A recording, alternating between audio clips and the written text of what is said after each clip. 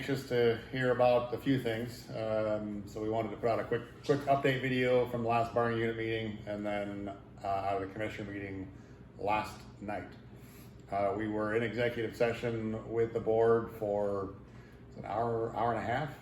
It was a long time. Quite a while. It was much longer than I expected.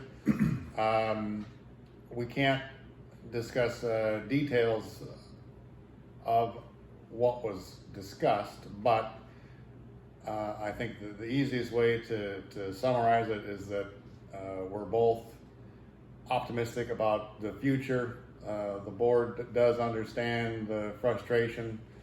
They understand the perceived lack of action. They have a bit of a different view.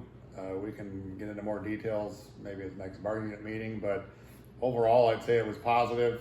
They ultimately see value in basically at some point a merger with Central Pierce if it can be worked out. It'll start with the contract for services with the fire chief. That name won't be released anytime soon. I believe Chief Murrow, who's at the meeting last night, said possibly by the end of the week, and from there both boards would have to have their respective meeting and work out the details, but they're hoping to have the person start towards the end of June and kind of have an overlap as Wernette leaves. He is in fact leaving, and I think I can say safely that there is more that's gone on than has ever been made public or will ever be public. So it's not as though they've completely ignored us. It does kind of feel like that though, but overall I think the dialogue was good.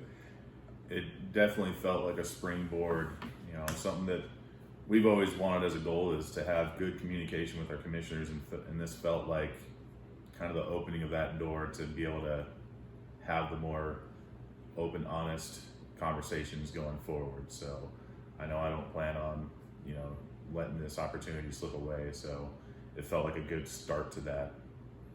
It did, yeah. Just to kind of, not that the relationships were completely gone, but to kind of almost have a starting over.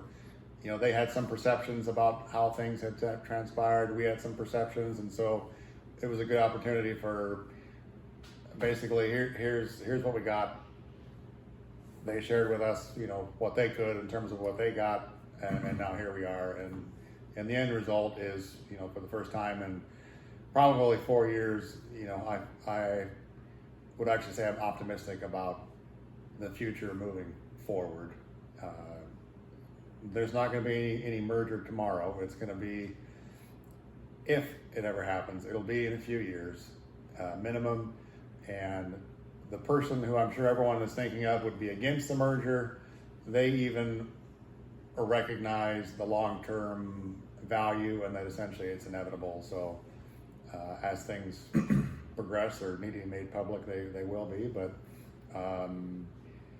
I think we can all collectively breathe a sigh of relief that Mr. Wernette has decided to leave. And moving on, I'll send out notice here shortly, but we're going to have a special meeting on the 30th, 8 a.m. in person or via Zoom to discuss the BLS unit MOU. However, it'll just be discussion. No referendum vote can be sent out from a special meeting. It has to be done at a regular meeting.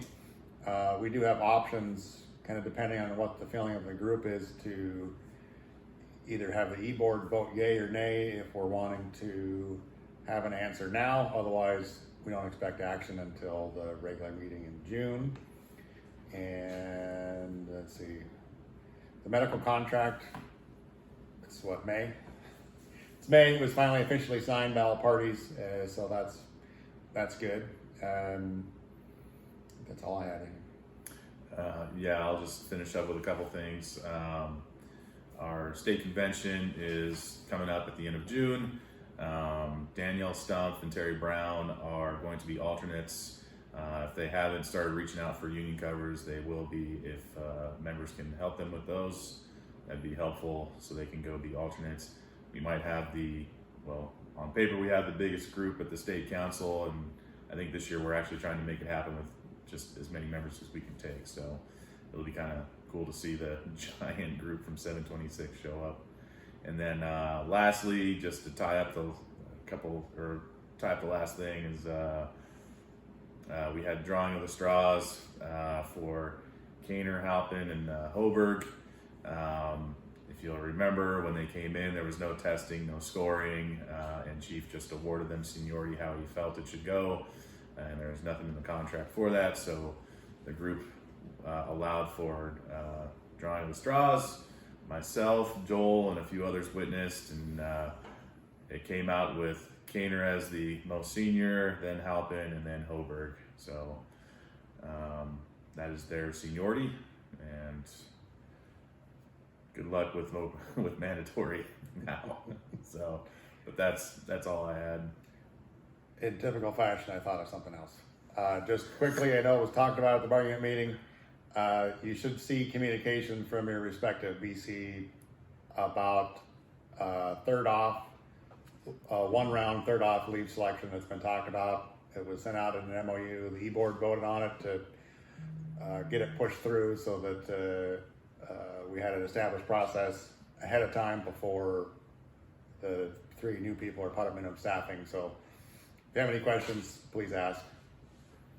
Other than that, That's it. that's all we got. All right. Thanks, everybody. Have a good day.